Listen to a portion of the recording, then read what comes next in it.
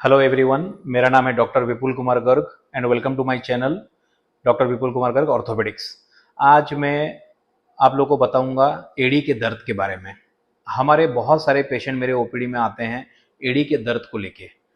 क्या होती है एड़ी की दर्द, क्यों होती है, कौन से किस्म के लोगों में ज़्यादा पाई जाती है, उसको ट्रीटमेंट कैसे करते हैं, आज हम लोग डिस्कस करेंगे इसके ऊपर। पूरे वर्ल्ड में जितने लोग हैं ऑलमोस्ट 40%, मतलब 10 में से हर 4 लोगों को एड़ी की दर्द जिंदगी में कभी ना कभी जरूर होती है। ये रिसर्च में पब्लिश्ड है पेपर। तो अभी एड़ी की दर्द सबसे पहले कौन से लोगों को ज़्यादा होती है कॉमनली।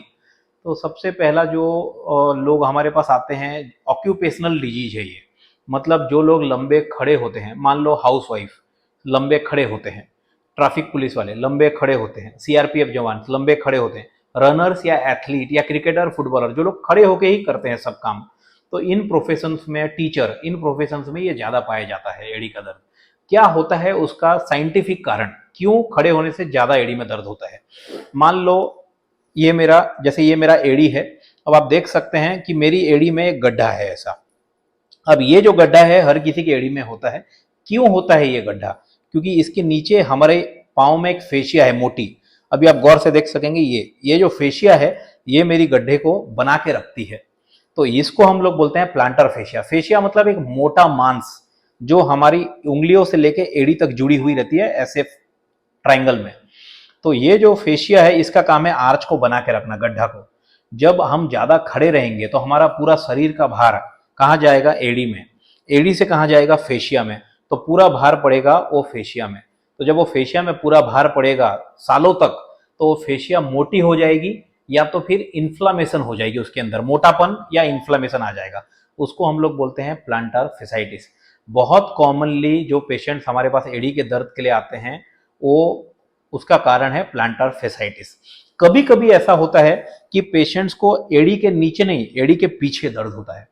इसका कारण है हमारी ये जो मांस है, आप देख सकते हैं ये जो हमारी मांस है, ये मांस जाके हमारी एड़ी पे जुड़ती है ये मांस के द्वारा, ये वाली। इसको हम लोग बोलते हैं एक्िलीज टेंडन।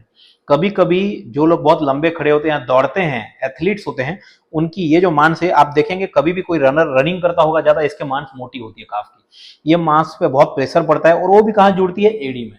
तो जब वो मांस एड़ी में जुड़ेगी, वहां जब प्रेशर पड़ेगा तो उसको बोलते हैं एक्िलीज टेंडिनाइटिस। तो इसका मतलब एड़ी में जो दर्द होता है उसके मुख्यतः 2 कारण हैं। कारण कई है, मैं किसी और वीडियो में डिटेल में बनाऊंगा जिसके बारे में हम नसों की तकलीफ, atrophy, Baxter's neuropathy, posterior tibial syndrome, ये सब अलग अलग कारण हैं। लेकिन मुख्यतः 2 कारण। अगर 100 पेशेंट हम देखते हैं उसमें से 95 पेशेंट्स को या तो नीचे या तो पीछे दर्द होता है। नीचे दर्द होने का कारण है प्लांटर फेशिया मोटी होती है, इन्फ्लेम्ड होती है। पीछे दर्द होने का कारण है काफ मसल, टेंडिन, एक्िलीज टेंडन जहां जुड़ती है वहां इन्फ्लामेशन होती है, उसको बोलते हैं एक्िलीज टेंडिनाइटिस। तो सबसे पहले हमने समझा कि कौन से लोगों में ज्यादा होती है। जो लोग बहुत लंबे देर खड़े होते हैं, जैसे हाउसवाइफ, टीचर्स, सीआरपीएफ जवान, ट्रैफिक पुलिस वाले, रनर्स, एथलीट्स। या जो लोग मोटे होते हैं, मोटे लोग भी अगर लंबी देर खड़े रहेंगे तो उनका शरीर का पूरा भार एड़ी पे जाएगा, तो अल्टीमेटली एड़ी की दर्द चालू हो जाएगी। अब जब ऐसे पेशेंट हमारे पास आते हैं तो उनके सिम्टम्स क्या होते हैं? पहला सिम्टम तो ये होता है कि एड़ी में दर्द होता है। दर्द कब होता है? सुबह सुबह जब सो के उठते हैं। हमारे पेशेंट्स बोलते हैं जब हम सुबह सो के उठते हैं तो हम कुछ कदम जमीन पे टिका नहीं पाते और ऐसे लचक के चलते हैं, और फिर उसके बाद कुछ कदम चलने के बाद हम पाँव को धीरे से पूरा टिका पाते हैं। तो ये मेन क्लासिकल सिम्टम है प्लांटर फेसाइटिस या एड़ी के दर्द का, कि जब सुबह सो के उठेंगे तो पूरा पाँव जमीन पे टिका नहीं पाते, पूरा पाँव जमीन पे टिका नहीं पाते एड़ी के दर्द के लिए, और कुछ देर काम करने के बाद टिका पाते हैं। जब पेशेंट्स बैठ जाते हैं जमीन पे, और जब पेशेंट्स बैठे रहते हैं लंबी देर चेयर पे या कुर्सी पे, उसके बाद खड़े होने के बाद भी सेम, तुरंत पाँव टिका नहीं पाते, एड़ी टिका नहीं पाते, कुछ देर चलने के बाद एड़ी टिका पाते हैं। तो मेन जो सिम्टम्स है वो ये है कि पेशेंट्स अपने एड़ी को तुरंत बैठे हुए या सोए हुए उठने के बाद जमीन पर टिका नहीं पाते, कुछ देर चलने के बाद ये सिम्टम्स इंप्रूव हो जाता है।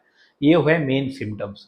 अब जब पेशेंट ये सिम्टम के साथ हमारे पास आता है तो हमको सिम्टम सुन के ही पता चल जाता है कि हम या तो प्लांटर फेसाइटिस के बारे में बात कर रहे हैं, नीचे वाली दर्द के बारे में, इस मांस के बारे में, या तो पीछे वाली मांस, इस मांस के बारे में। ये 2 ही कारण हो सकते हैं ये सिम्टम के साथ। तो फिर हम पेशेंट को भेजते हैं एक्सरे के लिए। जब हम पेशेंट को एक्सरे के लिए भेजते हैं तो हमको बहुत बार एड़ी में बढ़ी हुई हड्डी दिखती है, जिसको हम लोग बोलते हैं दाना या तो स्पर। अभी मैं आपको एक एक्सरे में दिखाऊंगा, आप देखिए, ये हमने एक पेशेंट का एक्सरे किया है, उसमें ये देखिए, ये जो मैंने अभी एरो रखा है, ये एरो में आप देख सकते हैं उसकी एड़ी की नीचे में हड्डी कितनी बढ़ी हुई है। जब ऐसी हड्डी बढ़ी हुई होगी तो ये जो प्लांटर फेशिया है इधर, ये जो ब्लैक कलर की दिख रही है, इस पर ये हड्डी चुभेगी तो पेशेंट को ज्यादा दर्द होगा। तो या तो ऐसी हड्डी बढ़ी हुई दिखेगी, या तो कभी कभी ये जो नोकीला हड्डी दिख रहा है ऊपर, यहाँ पर ये एक नोकीला हड्डी दिख रहा है, ये और बड़ी होगी, यहाँ पर भी ज्यादा बड़ी हड्डी का ग्रोथ दिखेगा। तो या तो यहाँ हड्डी बढ़ेगी या तो नीचे। जब यहाँ हड्डी बढ़ेगी नीचे एड़ी के, तो हम लोग उसको बोलते हैं प्लांटर फेसाइटिस। जब यहाँ हड्डी बढ़ती है तो हम लोग उसको बोलते हैं एक्किलीज टेंडिनाइटिस। तो ये दो ही कारण होते हैं जिसको हम एक्सरे में आसानी से डायग्नोस कर सकते हैं। बहुत कम बार ऐसा होता है कि हमको पेशेंट को एमआरआई के लिए भेजना पड़ता है। एमआरआई के लिए जब हम भेजते हैं, जब हमको लगे कोई नस दब गई है, कभी कभी एड़ी में या तो इधर से नस दब सकती है यहाँ से, या अंदर की तरफ से। जब अंदर की तरफ से नस दबती है तो ये बीमारी को बोलते हैं पोस्टीरियर टिबियल न्यूरोपैथी या टार्सल टनल सिंड्रोम। या जब यहाँ नस दबती है तो उसको बोलते हैं बैक्स्टर्स न्यूरोपैथी। ये दोनों अलग डिजीज हैं जिसमें पेशेंट का पाँव सुन्न होता है, नम होता है, झिनझिनी होता है। तो ये एक अलग बीमारी है, इसके बारे में मैं किसी दिन डिटेल में दूसरा वीडियो बनाऊंगा। तो आज हम लोग डिस्कस करेंगे प्लांटर फेसाइटिस, एक्किलीज टेंडिनाइटिस। मेनली लंबे खड़े होने वालों पे मिलता है, एक्सरे पे आसानी से डायग्नोस कर सकते हैं। सुबह उठने के बाद या लंबी देर कुर्सी पे बैठ के उठने के बाद कुछ कदम तक ज्यादा दर्द होता है, ये उनका मेन सिम्टम है। अब सबसे इंपॉर्टेंट, हम इसको ट्रीटमेंट कैसे करेंगे। सबसे पहली बात तो जो प्रोफेशन में आप हैं और जो कारण से ये हो रहा है, आपको उसको कम करना पड़ेगा। अब आपको पता है आप लंबे खड़े रहते हैं तो ये होता है, तो लंबे खड़े होने का काम को या तो आपको सेक्रीफाइस करना पड़ेगा, जॉब चेंज करनी पड़ेगी, या तो अगर मजबूरी है लंबे खड़े होने के लिए तो आपको अच्छा फुटवेयर पहनना पड़ेगा, अच्छा जूता पहनना पड़ेगा, जिसको हम ऑर्थोपेडिक लैंग्वेज में बोलते हैं ऑर्थोटिक्स। अच्छा ऑर्थोटिक्स पहनना पड़ेगा। तो बहुत बार हम लोग पेशेंट को रेकमेंड करते हैं सिलिकॉन हिल पैड। अभी मैं आपको दिखाऊंगा सिलिकॉन हिल पैड का मतलब क्या है। एक ये होती है एक सिलिकॉन की जेली, जैसे ये एक जेली है, आप देख सकते हैं सिलिकॉन की जेली है। अब ये जो सिलिकॉन की जेली है, ये आपके जूते वाले भाग में लग जाती है अंदर घुस के ऐसे जूते में, और वो आपके एड़ी वाले हिस्से में ऐसी सपोर्ट देती है। तो जब आप खड़े होंगे तो आपका पूरा प्रेशर एड़ी में से सिलिकॉन हिल पैड में जाएगा, डायरेक्ट जूते में जाएगा नहीं, और हिल पैड कुछ प्रेशर को सोख लेगा। तो बीमारी का प्रोग्रेस होना या बढ़ना थोड़ा कम हो जाएगा और पेशेंट को दर्द भी कम हो जाएगा। तो ये एक बहुत अच्छा ट्रीटमेंट मेथड है। ये देखिए आप कितना सॉफ्ट है, ये जेली है, ये सिलिकॉन से बनी हुई रहती है जेली है, तो ये प्रेशर को सोख लेती है। या तो आप ये यूज कर सकते हैं, या तो कभी कभार हम दूसरा पेशेंट को रेकमेंड करते हैं जिसमें पूरी सोल होती है। कभी कभी पेशेंट अनकंफर्टेबल हो जाता है क्योंकि ये लगाने के बाद थोड़ी ऊंचा ऊंचा लगेगा एड़ी, या तो फिर इसकी जगह पे हम लोग पूरा ये सोल जैसी है जिसको हम जूते में घुसा देंगे तो अल्टीमेटली पूरे पंजे को सपोर्ट करेगा। जब आप खड़े होंगे तो सॉफ्ट सोल पूरे पाँव में टिकी हुई रहेगी, तो उसके कारण काफी दर्द पेशेंट का कम हो जाता है। दूसरा, हम लोग पेशेंट को बोलते हैं बर्फ से सिकाई करिए। बर्फ से ये वाले भाग को और ये वाले भाग को सेकिए, मिनिमम 10-10 मिनट दिन में 3-4 बार सेकिए। बर्फ से सेकने के बाद वहां की इन्फ्लामेशन कम हो जाएगी और पेशेंट का पेन भी काफी कम हो जाता है। तीसरा, थोड़ा रेस्ट करिए, लंबे देर खड़े मत होइए, पाँव को सामने अच्छे से सपोर्ट देके लिम्ब एलिवेशन में रखिए। चौथा, तो सबसे पहले हमने देखा रेस्ट करिए, आइस से सेकिए, जूता अच्छा पहनिए। फिर उसके बाद हम लोग अभी कभी कभी इसके बाद भी पेशेंट को इम्प्रूवमेंट नहीं होता है तो हम लोग कुछ दवाई भी दे सकते हैं सूजन कम करने के लिए, जैसे पैरासीटामोल, एसिक्लोफिनेक। बहुत बार लोकल पेशेंट जीरोडोल एसपी नाम की टैबलेट भी खाते हैं, स्वेलिंग कम होने की दवाई है वो टेम्परेरी आप खा सकते हैं। और एक इम्पॉर्टेंट ट्रीटमेंट है फिजियोथेरेपी। हम पेशेंट्स को फिजियोथेरेपी के लिए भेजते हैं। फिजियोथेरेपी में क्या किया जाता है मेनली, मैं इसके ऊपर भी एक पूरा डिटेल वीडियो बनाऊंगा कि हम किस तरीके की फिजियोथेरेपी कितनी बार कर सकते हैं। मैं आज इस वीडियो में आपको ब्रीफली बताऊंगा कि क्या व्यायाम करना चाहिए। तो सबसे पहले, मान लो आप सो के उठे हैं और आप सोए हैं ऐसा, तो सबसे पहले पाँव को नींद खुलते ही आप ऐसे करिए और अपने बड़ी उंगली को अपने हाथ से ऐसा स्ट्रेच करिए, ऐसा 10 सेकेंड, 1 2 3 4 5 6 7 8 9 10, रिलैक्स। रिपीट करिए। फिर अपनी बड़ी उंगली और बाकी उंगलियों को अपनी तरफ खींचना है और एड़ी को नीचे की तरफ मूव करना है ऐसा। 1 2 3 4 5 6 7 8 9 10। इससे क्या होगी, ये जो फेशिया है ये स्ट्रेच होगी और ये वाली टेंडन भी स्ट्रेच होगी, तो आप जब पाँव टिकाएंगे जमीन पे तो पेन कम होगा। ये पहला। दूसरा, पेशेंट को हम लोग बोलते हैं जमीन पे आप अपने उंगली के माध्यम से, बड़ी उंगली के माध्यम से ऐसे खड़े होइए बिना सपोर्ट के। 1 2 3 4 5 6 7 8 9 10। रिलैक्स। 1 2 3 4 5 6 7 8 9 10। रिलैक्स। ये हम लोग एडवाइस करते हैं 10 बार करने के लिए। और तीसरा तरीका है, आप अपने काफ मसल को स्क्वीज करिए और थोड़ा मसाज करिए काफ मसल को और एड़ी को भी। उससे भी जो फेशिया है उसकी सोरनेस या मांसपेशी की सोरनेस कम हो जाएगी, इन्फ्लामेशन कम हो जाएगी, तो दर्द कम हो जाएगा। तो मेनली ये 3 एक्सरसाइजेस आप घर में कर सकते हैं। बेड से उठते ही सबसे पहले आप ऐसा स्ट्रेच करिए 10 बार। जब जैसे ही आप पाँव बेड से उतरेंगे तो तुरंत मिनिमम 5 बार या 10 बार आप ये पोजीशन पे जाइए, 10 तक काउंट करिए, फिर नीचे पाँव टिकाइए, 10 तक काउंट करिए, फिर नीचे टिकाइए। याद रखिए आपकी उंगली पे पूरा भार होनी चाहिए ऐसी, तो आपका जो, जब आप ऐसे खड़े होंगे तो ये जो आर्च है ये पूरी बनेगी, तो आपका जो पूरा मसल है वहां का फेशिया है वो स्ट्रेच होगा, तो इसके कारण पेन थोड़ी कम हो जाएगी। कभी कभी आप पेशेंट को रेस्ट करवाते हैं, बर्फ से पेशेंट बर्फ से सेकता है, पेशेंट अच्छा जूता या ऑर्थोटिक्स भी यूज करता है, एक्सरसाइज भी करता है, दवाई भी लेता है, उसके बाद भी ठीक नहीं हुआ, तो हम लोग, एक और तरीका है कि हम लोग कॉर्टिसोन या स्टीरॉयड का इंजेक्शन देते हैं। कहाँ देते हैं? जहां दर्द होगी, पेशेंट को मान लो यहाँ दर्द है तो हम लोग यहाँ पर देते हैं, यहाँ दर्द है तो टेंडन के आजू बाजू देते हैं। स्टीरॉयड इंजेक्शन से वहाँ की लोकल इन्फ्लामेशन कम हो जाती है, तो पेशेंट का दर्द भी कम हो जाता है। लेकिन स्टीरॉयड इंजेक्शन सबसे लास्ट तरीका है। आपको रेस्ट, बर्फ से सेकना, अच्छा सिलिकॉन हिल पैड यूज करना, अच्छा जूता यूज करना, फिजियोथेरेपी करना, दवाई लेना, इसके बाद भी फर्क नहीं पड़ा तो अगला ऑप्शन है स्टीरॉयड इंजेक्शन। उसके बाद भी कभी कभी पेशेंट को सालों साल ये तकलीफ रहती है, जिसके कारण उनकी लाइफस्टाइल बदल जाती है और उनको बहुत तकलीफ होती है, तो वैसे पेशेंट को हमको सर्जरी भी करनी पड़ती है। सर्जरी में हम क्या करते हैं, जो फेशिया मोटी हो गई है या जो फेशिया हड्डी पे रगड़ रही है, या तो हम उस फेशिया को थोड़ा कट कर देते हैं, लूज कर देते हैं, या तो यहाँ पर जो हड्डी बढ़ गई चुभ रही है मांसपेशी में, उस हड्डी को कट करके बर कर देते हैं और सेप दे देते हैं।